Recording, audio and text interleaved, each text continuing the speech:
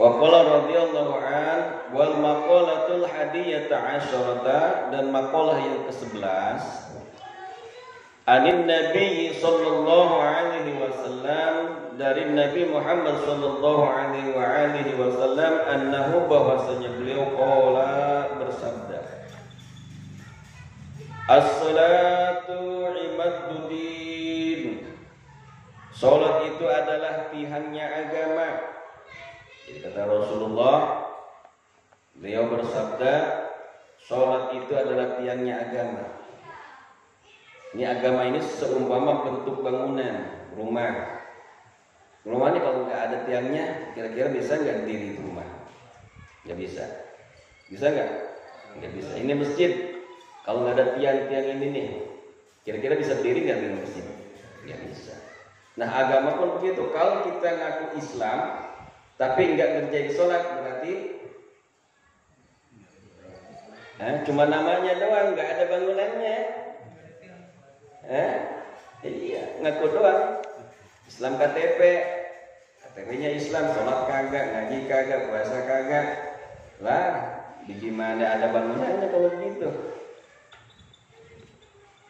Lu rumah di mana? Oh, di Gunung Sindur.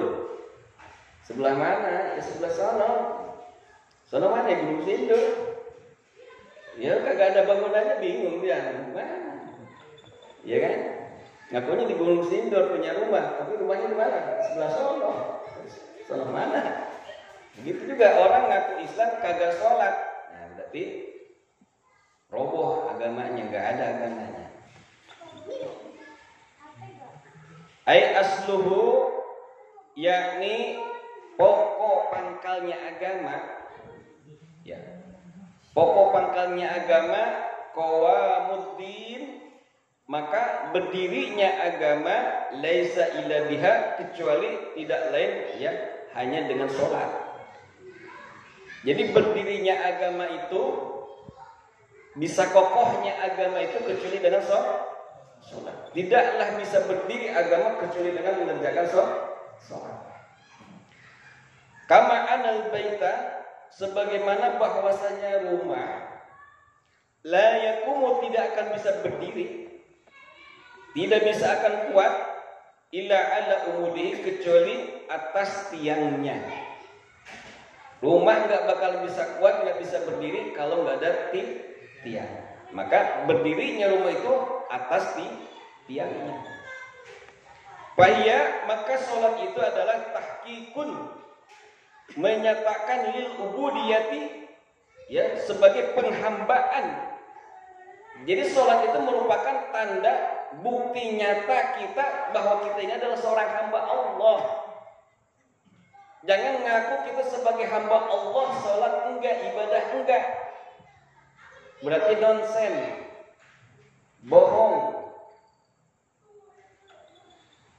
Kadang kalau kita ya pengen disebut hamba Allah ketika apa? Ketika kalau kita sedekah nyumbang ke masjid, tulis nama, jangan ditulis nama ya, nama aja nya hamba Allah, begitu ya. Hamba Allah, sedekahnya 10.000, hamba Allah. Jadi jangan kita kepedean ngaku sebagai hamba Allah tapi ibadah enggak, sholat kagak, berjamaah ke masjid enggak, ngaji kagak. Kenapa? Karena bentuk ibadah kita ini adalah pernyataan kita tentang ubudiyah kita, penghambaan kita kepada Allah. Penghambaan kita kepada Allah.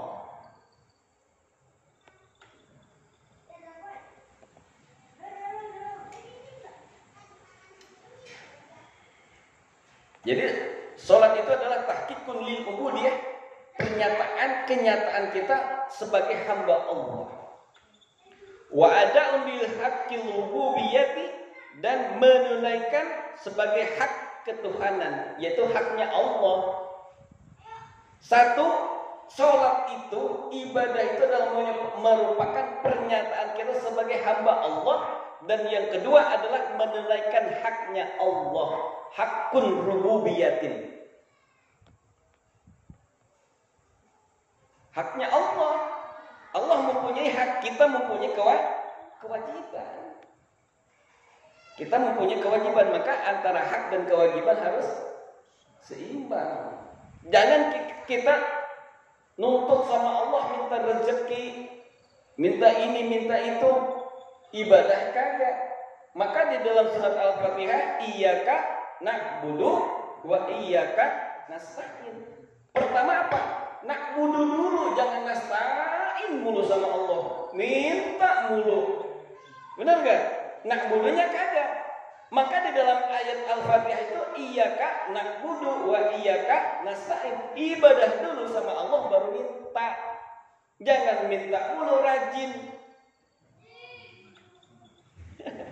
Ibadah kagak.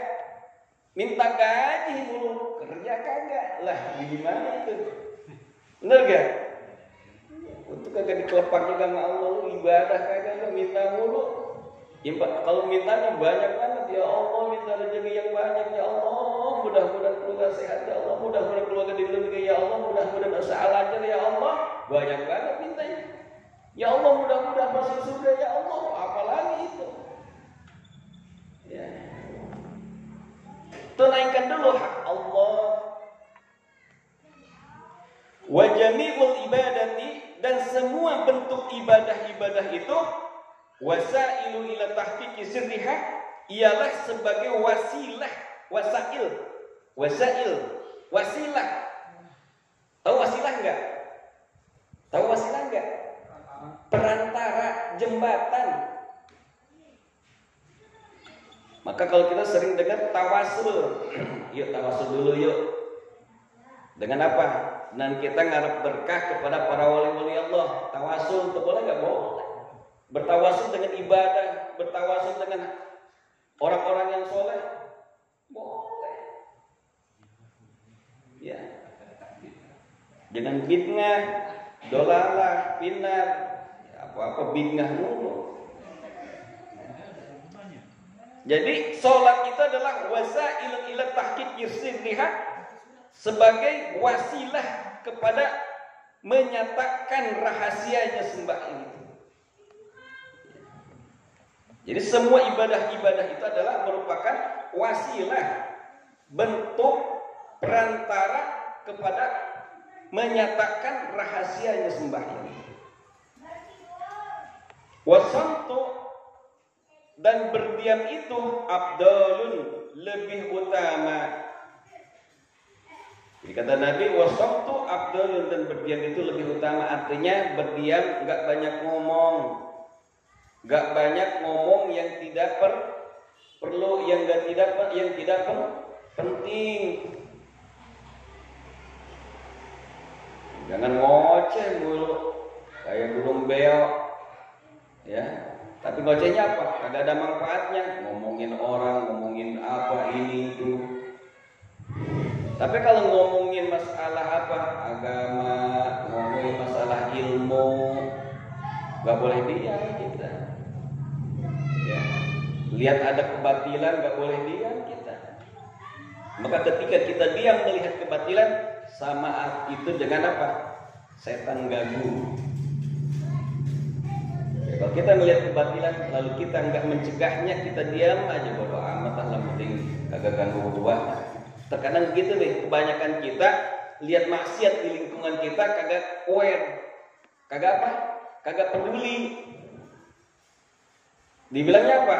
Bodo amat, mau lagu apa kek, yang penting jangan ganggu gua, jangan ganggu keluarga gua. Salah. Kalau lihat kemaksiatan, kedurhakaan, perbuatan-perbuatan menyimpang di lingkungan kita, cegah. Cegahnya dengan apa? Yang pertama dengan apa? Dengan tangan. Kalau kita punya kekuatan, power, tangan ini dikiaskan sebagai apa? Kekuatan. Siapa yang punya kekuatan? Pemerintah. Dari mulai tingkat bawah sampai tingkat atas pemerintah. Paling bawah apa? RT. RT yang perlu mencegah kemaksiatan di lingkungannya. Kenapa? Karena RT punya power, kekuatan, tangan.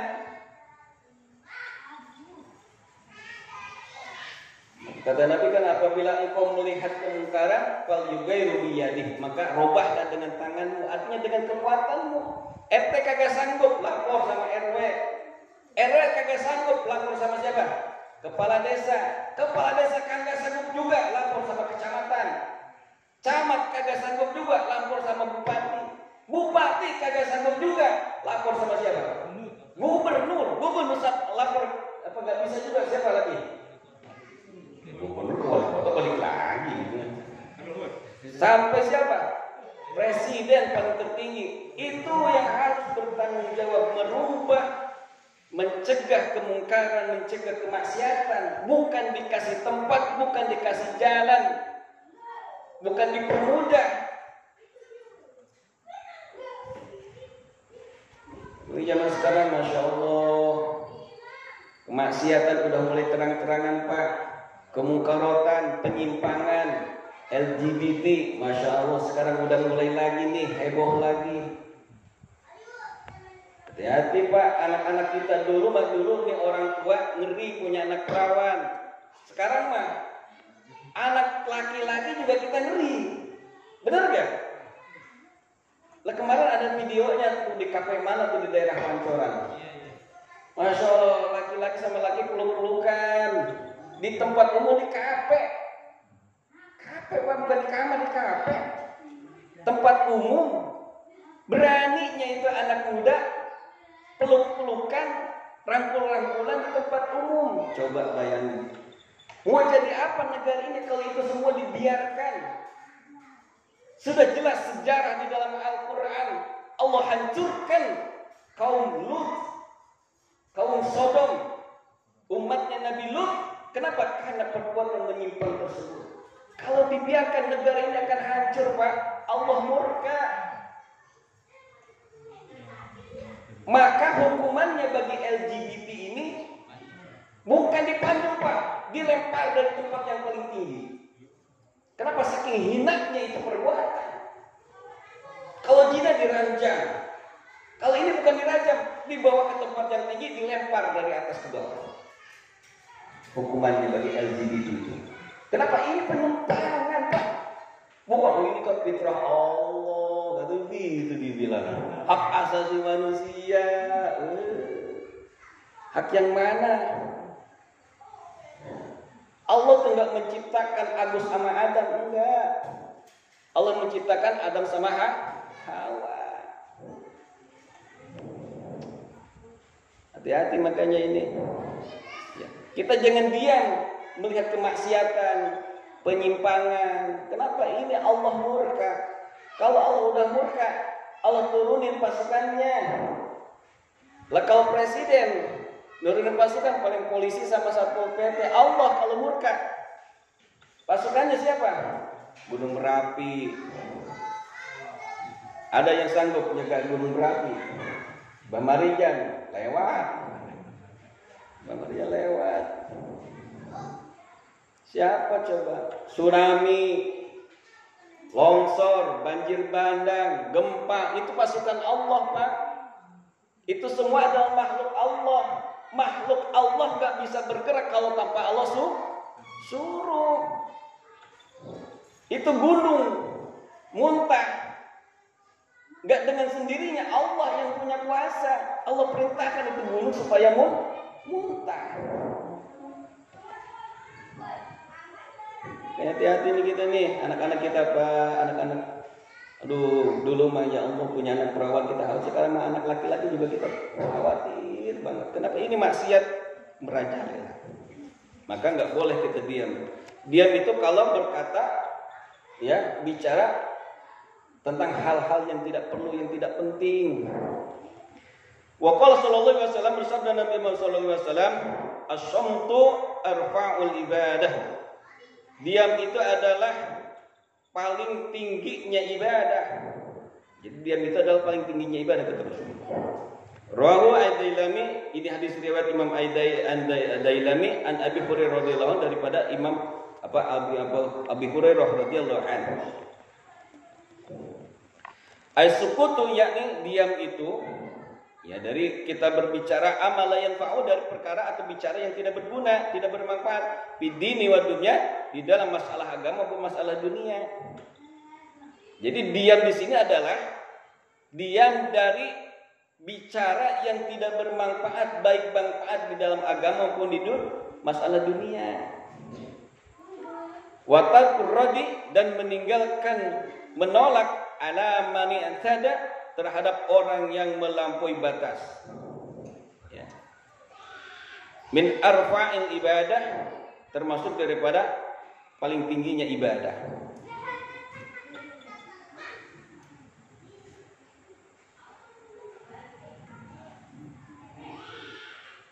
Fa inna aksarul khotoya, karena sesungguhnya yang paling banyak kesalahan-kesalahan itu minal lisani, daripada lisan. Nih, lidah. Istilah kata lidah tidak bertulang, tapi bahayanya luar biasa, Pak. Ini dari tidak bertulang ini bisa menghancurkan satu negara, betul nggak? Dari lidah yang tidak bertulang ini bisa menghancurkan satu negeri. Bukan satu keluarga saja, banyak satu keluarga mas satu negeri bisa hancur. Jangankan satu keluarga nih gara-gara lidah. Ya. Ada emak-emak ketemu ngomong sama tetangganya, tadi laki lu bonceng cewek. Wah, ini gara-gara lidah tuh. Datang suaminya mencak-mencak, tadi abang katanya bonceng cewek. Iya lu bonceng, gua ngojek, kata lakinya. Iya kan? Kalau tetangganya beda lagi ngomong, tadi laki lu boncengin cewek, padahal mah lagi ngojek dia. Akhirnya berantem gara-gara lidah. Maka kata sabda Rasulullah, salamatul insan fi hibdil lisan. Selamatnya manusia itu dengan menjaga lidahnya. Maka di dalam Al-Qur'an, al-fitnatu asyaddu minal qatl. Fitnah itu lebih kejam daripada pembunuhan. Kenapa? Karena fitnah itu bersumber daripada lidah kita. Memfitnah orang. Hati-hati.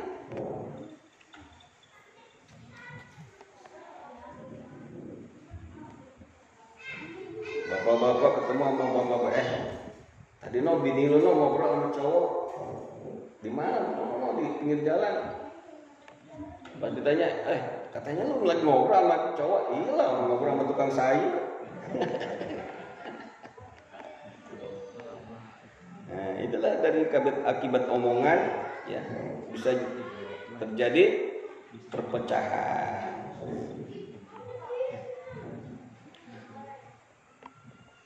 Amma idza kana al-insanu, adapun apabila seseorang atau manusia khalian, sembunyi aninasi daripada manusia, fala yakunu sukutuhu, maka tidak jadi diamnya itu minal ibadah, daripada ibadah. Jadi dimaksudkan diam ibadah itu ketika kita ada di lingkungan manusia, di lingkungan orang-orang banyak. Bukan ketika kita diam, ketika kita ujlah di gunung sendirian, bukan. Itu mah bukan ibadah. Nih, jadi yang dimaksud diamnya ibadah itu ketika kita di dalam lingkungan, satu lingkungan, kita nggak banyak bicara ya hal-hal yang tidak penting, yang tidak bermanfaat. Itu yang dikatakan diam itu ibadah. Bukan kita kalau pergi ke gunung sendirian kagak ngomong, ya emang ini sendirian, itu mah kagak jadi ibadah, itu mah diamnya emang sendirian. Ini kalau kita diam, kumpul dengan orang banyak, nggak banyak omong. Kalau sekiranya nggak bermanfaat, kita tinggalin. Nih, udah kita mulai ngomongin orang nih, udah tinggalin, jangan kita ikut diam di situ. Nah, itu namanya sukut atau diam yang dikategorikan ibadah. Wa sadaqatu tufi'u ghadabur rabbi. Kata Rasulullah, sabda Rasulullah, dan sedekah itu akan memadamkan kemarahan Tuhan. Sedekah luar biasa Pak pahalanya. Luar biasa Pak sedekah. Walaupun dianggapnya sunnah, ini sedekah pahalanya luar biasa. Bahkan di dalam Al-Qur'an sudah jelas, ketika manusia dicabut nyawanya oleh Allah, dia menjerit minta lagi sama Allah supaya dihidupkan kembali. Kenapa? Dia pengen sedekah doang. Robbi laula akhortani ila ajarin qarib fa'asadaq. Itu jeritan manusia, ya Allah, ya Tuhanku, ya Rabb, tolong kembalikan ke dunia sebentar aja ya Allah, ila ajarin qarib, sebentar aja ya Allah. Untuk apa? Fa'asadaq, aku pengen bersedekah ya Rabb. Dan kita jangan pelit-pelit. Jangan hidup sulit dijadikan alasan untuk menjadi pelit. Aduh Ustaz, boro-boro sedekah Ustaz, lagi susah begini Ustaz. Pengen sedekah cuma lagi susah. Begitu ya, kebanyakan kita begitu, nutupin apa? Kepelitan kita. Lagi banyak duit juga, pelit juga aja. Ya. Justru ketika kita sulit, pancing rezeki dengan sedekah, kata Rasulullah. Pancinglah rezeki dengan sedekah, kata Rasulullah. Jangan kita pelit malah kita sulit malah pelit, udah makin pahit. Ingat cerita Sayyidina Ali ketika beliau pergi ke pasar, disuruh istrinya untuk beli makanan karena saking udah nggak ada makanan lagi tuh di rumah, bawa duit ke pasar. Di tengah jalan ketemu orang minta-minta, lapar juga. Sayyidina Ali dikasihin itu duitnya, padahal itu duit cuma itu-itunya doang Sayyidina Ali. Coba bayangin kalau kita nih begitu keadaannya, lu minta sama gua aja belum makan, begitu ya. Sayyidina Ali bukan begitu, dia kasih. Dia balik lagi, ditanyaannya sama Siti Fatimah, ya Habibie, ya kekasihku, wahai suamiku, mana makanan yang belum dapat. Tadi ada orang minta-minta, kelaparan, kasihan. Nangis Siti Fatimah. Tuh, anak raja sampai begitunya Pak, segitunya. Anak raja sekarang Haji mumpung, bener gak? Mampang mumpung, bener gak? Itu Siti Fatimah putri raja. Rasulullah hidupnya susah Pak, sampai makan aja terkadang dia nggak makan. Anak raja sekarang, Haji mumpung bapak berkuasa, ayo baik, benar gak? Di Indonesia mah nggak ada. Soalnya di luar negeri, di sono, sampai di luar negeri jual martabak aja modalnya miliaran. Jualan es dawet itu di luar negeri, bukan di sini. Rasulullah punya putri Siti Fatimah hidupnya susah. Bahkan ketika Rasulullah sedang berkunjung ke rumah Siti Siti Fatimah lagi numbukin gandum dengan tangannya sendiri sambil nangis. Maka ketika lihat Rasulullah, ya Rasulullah, engkau kan raja, engkau kan nabi, coba cariin pembantu buat aku. Kata anaknya begitu. Kata Rasulullah, Fatimah, kalau aku mau aku akan menyerah. Cuma kamu gak bakal dapat pahala. Ya, kamu gak bakal dapat pahala. Karena kalau pahalanya habis sama pembantu semua. Di zaman sekarang kan gitu. Bener gak? Yang masak, pembantu yang nyuci, yang beresin rumah, yang nganterin anak, habis semua pahalanya.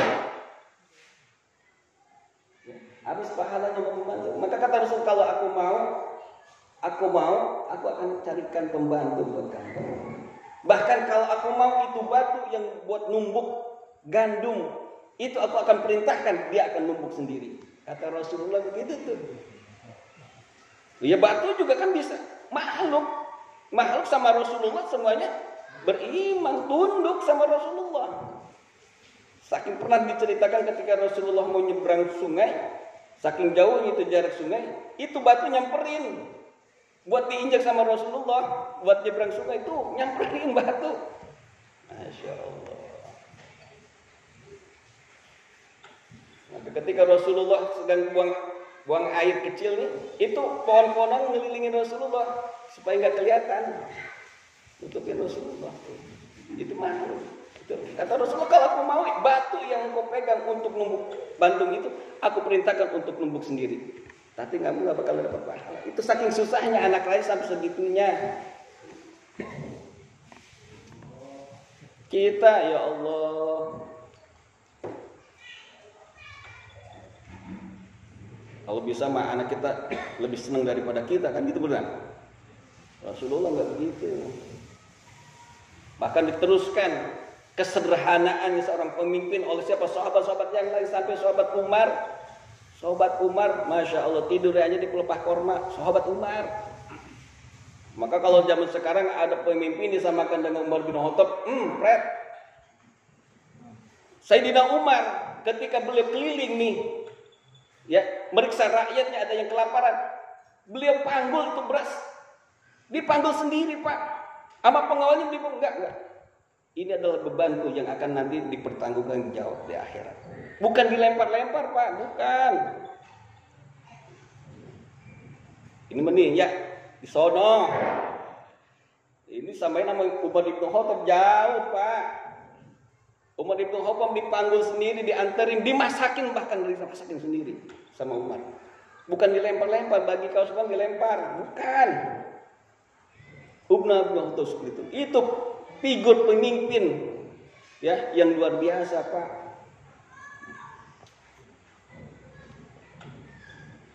Jadi sedekah itu akan memadamkan kemurkaannya Tuhan.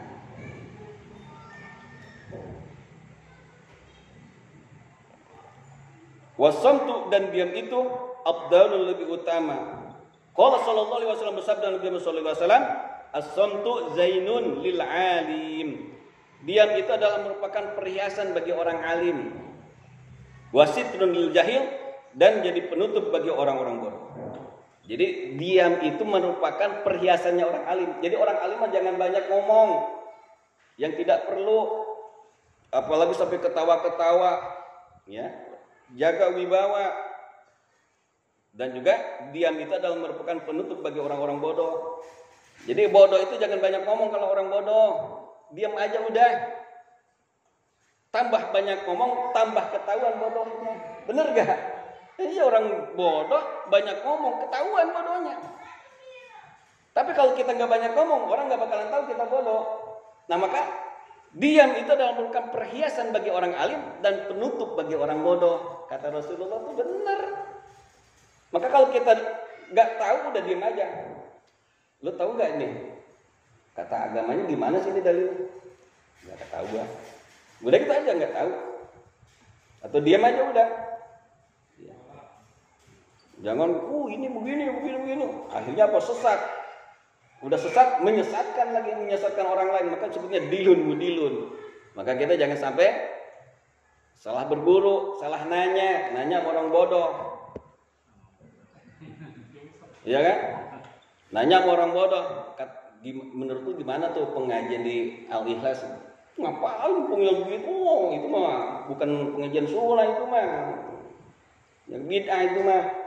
Nanya mau bolong gitu kan, hati-hati itu. Maka diam itu penutup bagi orang bodoh. Rawahu Abu Syekh, ini hadis riwayat Abu Syekh an Mukhriz, daripada Mukhriz.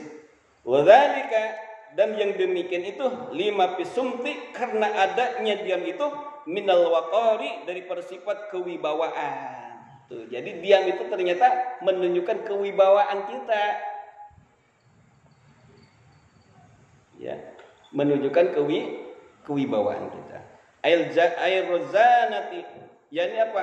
Ketenangan, al-munasibati, yang cocok lihakil ilmi, bagi orang yang mempunyai ilmu. Jadi cocok bagi orang yang punya ilmu diam itu. Wali anal mar'a, karena sesungguhnya seseorang itu jahluhu, kebodohannya itu masturun, akan tertutup, malam yatakallam, selama dia tidak berbicara. Tuh, ternyata benar. Ya, sesungguhnya orang bodoh itu akan tertutup kebodohannya selama dia tidak berbicara. Ya kan? Ini terkadang baru bisa jadi komandan tahlil aja udah pede banget. Suruh ceramah, oh iya aja. Ya, ceramah baca hadis aja salah. Saya pernah dengar ada ustadz ngisi pengajian, ya. Apa salah dengar enggak tahu saya itu.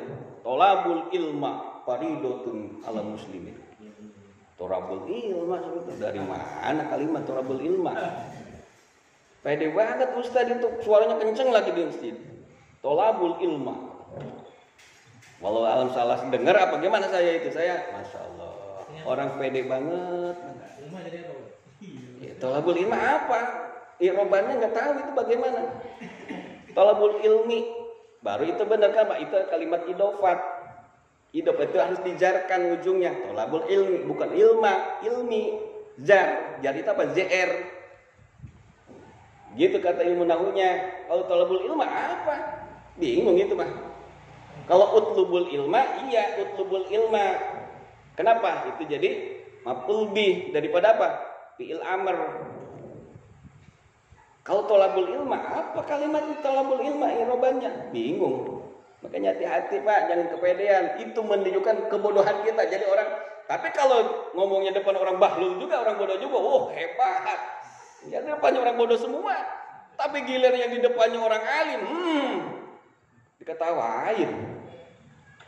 Hati-hati Pak, jangan kepedean kalau ilmu kita belum nyampe. Kenapa? Karena lebih baik diam, karena diam itu akan menutupi kebodohan kita. Li'anal mar'a jahluhu masturun ma lam yatakallam. Sesungguhnya orang bodoh itu akan tertutup kebodohannya selama dia tidak berbicara. Enggak tahu orang kalau dia bodoh itu kenapa? Karena dia jarang ngomong. Orang tahu dia bodoh, kenapa? Pedean, ngomong mulu, apa-apa pengen jadi paling depan. Wasaumu jinnatun, dan puasa itu adalah merupakan tameng aywiqayatun minan nar, yaitu penjaga dari api neraka. Nah, puasa itu adalah menjadikan penjaga diri kita dari api neraka. Wasamtu, dan diam itu abdul lebih utama. Wa qala sallallahu alaihi wasallam, sabda Nabi Muhammad sallallahu alaihi wasallam, as-samtu, diam itu sayyidul ahlaki, merupakan pemimpinnya akhlak-akhlak yang terbaik. Akhlak-akhlak baik pemimpinnya adalah diam. Maka di dalam kitab Tanqihul Qaul ada Fadilatul Sumti. Ada satu bab di dalam kitab Lubabul Hadis, kitab Tanqihul Qaul itu tentang keutamaan dia diam. Sampai dikumpulin hadis-hadisnya tuh sama Syekh Jalaluddin As-Sayuti. Rawa Adailami, ini hadis riwayat Imam Adailami an Anas, daripada Anas radhiyallahu anhu. Ai-sukutu, yakni sukut itu, diam itu, ya. Diam dari berbicara, amala sawaba fihi, dari perkara yang tidak ada pahalanya padanya. Jadi diam dari perkara, dari pembicaraan, omongan yang enggak ada pahalanya. Itu diam yang bagus. Ya, sukut dari perkara atau dari berbicara, dari omongan yang tidak ada pahalanya, maka sayyidul ahlakil hasanati, itu adalah merupakan rajanya akhlak yang baik, pemimpinnya akhlak yang baik. Disalamati sahibihi, karena akan selamat yang punyanya sukut itu, ya, yang diam itu, minal gibati, daripada gibah, menggunjing orang, wa nahwihi, dan seumpamanya. Jadi gibah itu bermacam-macam Pak. Gibah ngomongin orang itu ada yang boleh, ada yang dilarang. Kalau kita ngomongin orang, tujuannya untuk ngasih tahu ya ke teman kita supaya terhindar daripada kejahatan dan keburukannya, boleh. Ada teman kita, lu jangan lewat sono no, dia tukang mabuk sono no. Itu bukan gibah Pak. Ngasih tahu teman kita supaya jangan sampai lewat sono, tadi sengin tuh sama orang yang mabuk itu. Itu namanya gibah yang boleh. Atau ngasih contoh supaya kita nggak buat seperti orang itu. Ngasih tahu anak kita, jangan kayak itu tuh, dia pelacur, dia menjual badan, nggak boleh kayak gitu. Kita bukan gibah tuh. Itu tujuannya supaya ngasih tahu, ngasih contoh sama orang lain. Makanya kayak seperti bohong juga nggak semuanya dosa Pak. Bohong ada yang diperbolehkan, bahkan dapat pahala. Ada orang bawa golok, nanya nama Erik, tahu gak rumah Ustadz Yani? Mukanya serem, ya kelihatan lagi marah, bawa golok, nenteng golok. Erik malah lagi dendam sama Ustadz Yani. No, rumahnya sana, no, ada TK-nya tidak banyak. Itu dosa tuh, jujur begitu. Tapi kalau kita bohong, kayaknya nggak ada namanya Ustadz Yani di sini, ya kan? Ya di sini, padahal rumahnya di sono. Makanya di sini mah nggak ada. Itu bohong nggak kita? Iya. Bohong itu pahala. Atau bohong untuk mendamaikan orang yang lagi bertengkar. Si A ya sama si C bertengkar, datang si C. Ini supaya apa? Mendamaikan. Datang si C ke si A. Si C ngomong, lu ngomong-ngomong ini ya, udah lama kita ngomong si B kangen lu sama lu. Padahal si B nggak ngomong gitu. Nah si C tuh ngomong sama si A begitu. Nah si C datang lagi ke si B, ngomong si A ngomong tadi ketemu gue kangen sama lu. Akhirnya damai ini. Padahal kedua-duanya kagak ngomong si A sama si B sama si C. Si C cuma mendamaikan. Bohong nggak? Bohong tapi dapat pahala. Jangan ngompor-ngomporin datang sama si A. Lu katanya berantem sama dia. Ya emang kamu kurang ajar itu. Sebel gua juga sama dia. Datang lagi sama si B. Gitu juga. Emang tuh hajar aja dah. Nah itu jujur nggak berpahala, bohong yang dapat pahala.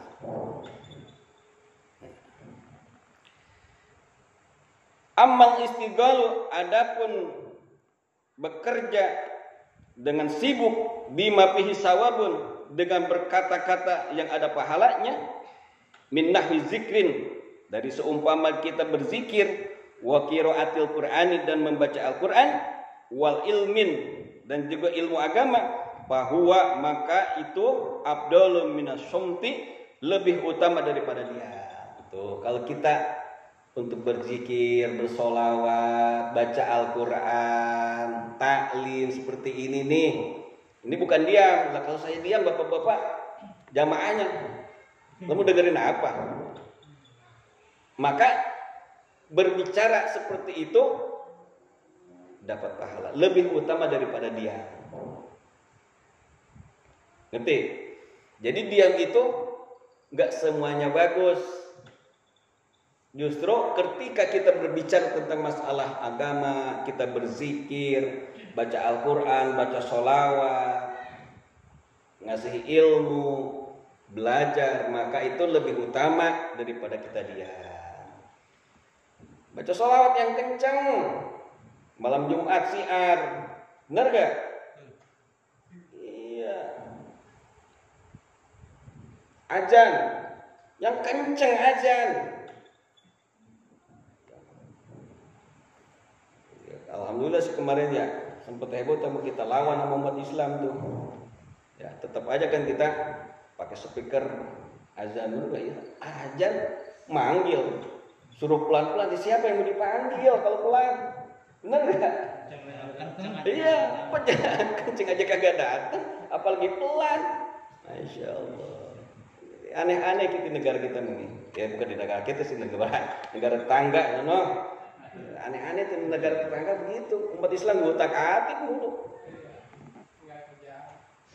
Bahkan disamain suara aja nama gonggongan anjing. Masya Allah. Ya. Untung bukan di negara kita ya, di negara tetangga itu. Mana? Iya, siar. Bukan ma'ruf amin ya. Nah itu justru berbicara kita dengan berzikir, baca Al-Quran, baca sholawat, ya, berbicara tentang masalah ilmu agama itu lebih utama daripada kita diam. Wal jihadu sanamuddin, dan jihad itu adalah bongkolnya agama. Ai a'lahu, yakni paling atasnya kedudukannya di dalam agama. Jadi jihad itu paling tinggi kedudukannya di dalam agama.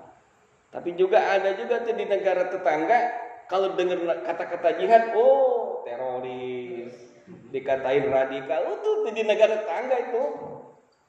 Benar gak? Kiai Ustadz bicara masalah jihad, Masya Allah, dituduh teroris. Ya kan? Padahal di dalam Al-Quran berkali-kali Allah berkata jihad. Tapi ketika umat Islam ngomongin jihad, katanya kayak jengah banget. Ya, buru-buru ditangkap itu ulama, ustadznya, kiainya, habaibnya. Kira nama lonte, takut.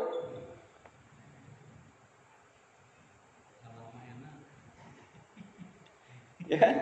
Ustadz cepet banget itu di teroris langsung ditangkap. Tangkap juga nggak pakai basa-basi, langsung diborgol, langsung didorong. Ini mau nangkep lontek sampai 9 jam ngelilingin rumahnya kagak ketangkep-tangkep. Masya Allah. Itu di negara tetangga Pak, bukan di negara. Alhamdulillah negara kita mah hebat. Maka jihad itu adalah kedudukannya paling tinggi di dalam agama. In ta'ayyana, jika telah sudah tertentu itu jihad, wadzalika, yang demikian itu annal jihad, sesungguhnya jihad itu yu'lamu, dapat diketahui min mahali ba'idin, dari tempat yang jauh. Kama anasanama, seperti bahwasanya pundak itu annasanamal ibili, sesungguhnya pundak unta itu yura, bisa dilihat min ba'idin, dari tempat yang jauh. Jadi jihad itu adalah kedudukannya paling tinggi, bisa dilihat dari tempat yang jauh, sebagaimana terlihatnya pundak unta dari tempat yang jauh. Pundak unta tinggi enggak? Tinggi, maka bisa dilihat dari jauh. Tuh jihad juga saking tingginya kedudukan jihad bisa dilihat. Ya, bisa diketahui dari tempat yang jauh. Cuma jihad bermacam-macam. Untuk zaman sekarang di negara kita, insya Allah jihad untuk secara mengangkat senjata belum, masih aman. Tapi jihadul fikr, jihad secara apa? Secara pemikiran. Justru itu yang sering kita lakukan sekarang ini. Banyak orang-orang Pak ngaku Islam, justru malah dia membenci Islam, mengolok-olok Islam. Betul nggak? Kita sebagai umat Islam harus kita berjihad. Itu di media sosial jangan pakai untuk TikTok doang, jangan untuk YouTuber doang. Lawan tuh orang-orang begitu. Jihad buat kita.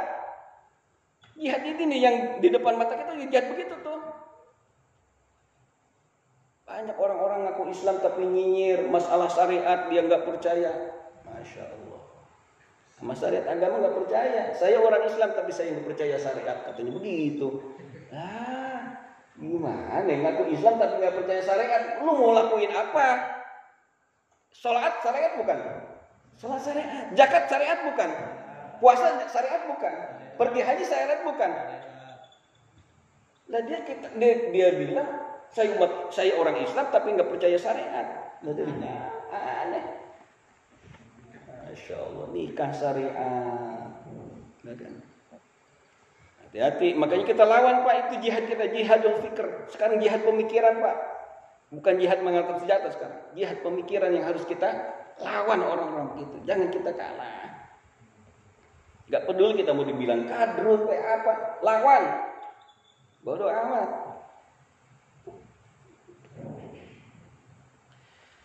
Wasamtu, dan diam itu abdul lebih utama, tetap lebih utama diam. Kalau sallallahu alaihi wasallam bersabda Nabi sallallahu alaihi wasallam, as-samtu hikamun wa qalilun fa'iluhu. As-samtu hikamun, diam itu adalah beberapa hikmahnya, banyak hikmahnya. Wa qalilun, dan sedikit fa'iluhu, orang yang mengerjakannya. Rahu Al-Qudai, ini hadis riwayat Qudai an Anas, daripada Imam Anas, Al-Dalami dan Imam Al-Dalami, an Ibnu Umar, daripada Abdullah bin Ibnu Umar, ay sumtu hikmatun, yaitu diam itu adalah hikmah, ay nafiun, yaitu yang bermanfaat, yamna'u, yang menghalangi atau mencegah, minal jahli, daripada kebodohan. Diam itu adalah hikmahnya, banyak manfaatnya yang akan mencegah daripada kebodohan, yaitu kelihat bodohnya kita itu. Wa qalla, dan sedikit, man yamsutu, orang yang diam, amma dari sesuatu la faidah, tapi yang tidak ada faidahnya di dalam bicaranya itu, perkataannya itu. Wa man yamna'u nafsahu, dan barang siapa yang mencegah dirinya aninutki, daripada mengatakan bima yasinuhu, dari perkara yang membuat jelek kepada dirinya. Jadi diam dari perkara atau dari bicara yang tidak ada faidahnya, dan juga daripada orang yang mencegah dirinya dari berbicara yang akan membuat jelek dirinya, hilang kewibawaannya. Wa min samma, dan karena demikian itu Kila dikatakan minal bahril khafif, daripada nadom bahar khafif. Ya, bahar khafif ini. Ya kasiral puduli qasir qalila qad farastal pudula ardan wa tula qad akhadta minal qabihi bihadin faskutil ana in aradta jamila. Di dalam bahar khafif dikatakan ya kasirul puduli, wahai orang-orang yang banyak kelebihannya, qasir yang pendek, ya, qalilan yang sedikit, qad farastal pudula, maka sungguh engkau telah mengharapkan perkataan yang berlebihan, ardon, ya, yaitu dengan lebar, watulan dan panjang. Wa qad akhadta, dan telah mengambil engkau minal qabihi, daripada perkataan yang jelek, bihadin, dengan sesuatu yang, ya, dengan suatu bagian. Paskutil anak, maka diamlah sekarang engkau. In aradta jamilan, jika engkau pengen mengharap pada yang indah. In aradta jamilan, kalau engkau menghadap akan yang indah. Jadi maksudnya di sini, wahai orang-orang yang banyak berlebihan bicara, ya, yang pendek, yang sedikit, ya, sungguh engkau akan mengharapkan, ya, perkataan yang berlebihan, ardon baik yang panjang lebar, wa ardon watulan baik yang panjang ataupun lebar. Ya, panjang lebar, engkau banyak ngomong panjang lebar, begitu maksudnya dari bait ini. Maka kalau engkau pengen mendapatkan sesuatu yang indah, maka engkau diam. Paskutil anna, maka diamlah engkau sekarang. Waruya, dan riwayatkan anhu sallallahu alaihi wasallam, Muhammad sallallahu alaihi wasallam qala, bersabda, afdalul jihad, lebih utama-utamanya jihad itu antujahidin nafsaka, yaitu engkau berjihad melawan hawa nafsumu, wa hawaka, dan hawa nafsumu, bidatillahi, dalam mencari ridho Allah Subhanahu wa taala. Rawahu Ad-Dailami, ini hadis riwayat Imam Ad-Dailami. Kata sabda Rasulullah, lebih utama-utamanya jihad itu jihad melawan hawa nafsu. Ya. Yaitu di dalam mencari ridho Allah Subhanahu wa taala. Makanya kalau kita sekarang, ya, pengen dapat pahala jihad, dan termasuk jihad paling utama, jihad melawan hawa nafsu. Contoh seperti apa? Ini malam Senin, kalau ngutin hawa nafsu mah pengennya kan libur cuma hari Minggu doang. Umpamanya nih kita kerja seminggu, liburnya hari Minggu doang, pengennya kumpul sama keluarga, bener gak? Saya juga sama, orang kerja. Lah kalau saya ngikutin hawa nafsu mah pengennya begitu, jalan-jalan sama anak begini. Lah ngapain saya ngajar?